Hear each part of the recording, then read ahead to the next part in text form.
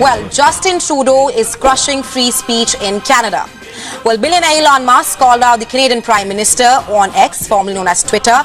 We're going through an extremely challenging time with India right now, but that's why it's so important for us to have diplomats on the ground working with the Indian government. सारा western world खामोश है और Canada के साथ नहीं खड़ा। एक दुनिया ये भी कह रही है कि इंडिया का वजन इतना बढ़ चुका पॉलिटिकल एंड डिप्लोमेटिक कि अब जो है वो वेस्टर्न वर्ल्ड के लिए इंडिया को अनॉय करना मुश्किल होता जा रहा है। कनाडा जो है wants private talks with India to resolve a diplomatic dispute. Bharat ने कनाडा को दहशतगर्द मुल्क करार दे दिया कि दहशतगर्दों को पनाह देते हैं। एफएटीएफ में डालने की बात करें, वीजे सस्पेंड किए कनाडा के 40 डिप्लोमेट्स को कहा कि गेट आउट फ्रॉम इंडिया। इतनी बड़ी पावर कनाडा बोल नहीं रहा। क्यों बोले? पूरी कौम जो है वो मोदी के साथ खड़ी है, पूरी दुनिया वेस्ट खड़े है। उसके मोदी साहब बगैर बोले हुए उन्होंने बहुत सारा जो है वो क्लाउड विन कर लिया है। That's a very important development.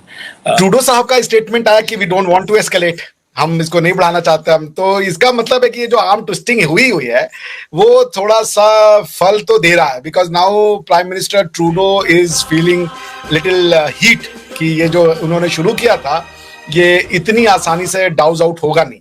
और फिर जब आप पीछे मुड़े तो कहा जाए कि ये तो यू टर्न है, ये तो आप बैकफुट पे चले गए, ये तो आप घुटनों पे आ गए, ये तो जो है आपने शिकस्त खा ली है इस जंग में, जो है तो मोदी सरकार ने आपको जो है वो घुटनों पे ले आया, यानी इस तरह की बातें हो रही है। ऑब्वियसली खबर कनाडा की तरफ से ये आई कि कनाडा के फॉरेन मिनिस्टर ने ये बात की है, ये उन्होंने एक स्टेटमेंट दी है कि भाई हम प्राइवेट टॉक्स करने के लिए तैयार है, यानी डायरेक्टली इनडायरेक्टली नीचे या सॉरी वो करने के लिए तैयार है, क्योंकि वो कोई भी सबूत नहीं दे पाए जो उन्होंने कनाडा के साथ नहीं खड़ा।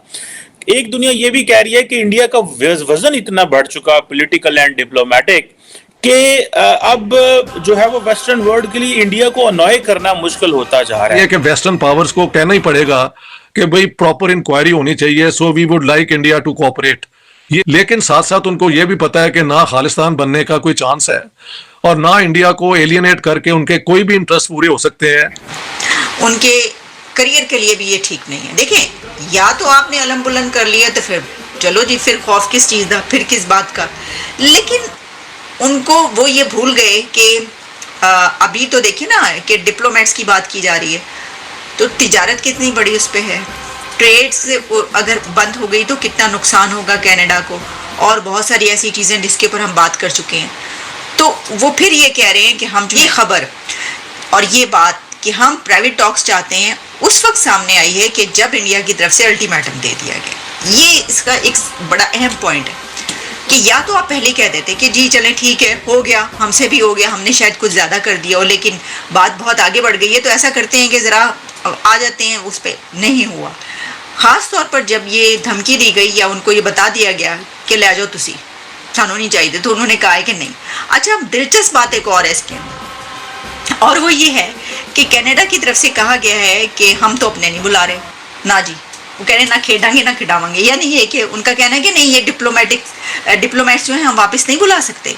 यानी आप अंदाज़ा कीजिए कि एक मुल्क ये कह रहा है कि तुम ले जाओ अपने डिप्लोमेट्स को, वरना हम इनको निकाल देंगे, किक आउट कर देंगे, और दूसरा मुल्क ये कह रहा है कि नहीं, हम नहीं मान रहे, देखो इस तरह ना करो प्लीज़, ये कोई बात नहीं है, हम नहीं उनको बुला रहे, ये तुम्हारे मुल्क में ही रहेंगे। क्योंकि यहाँ तक ये सारा आया हुआ है, ये सब पब्लिश हो रहा है कि उनकी तरफ से कहा गया कि डिप्लोमेट्स का जो है मुल्क के अंदर रहना बहुत ज़रूरी है। और क्योंकि इसकी वजह क्या है, इसकी वजह ये वो जानते हैं कि ये तो ताल्लुक बिल्कुल ख़त्म, ये तो मामला जो है वो ठप होने लगा है और ख़त्म।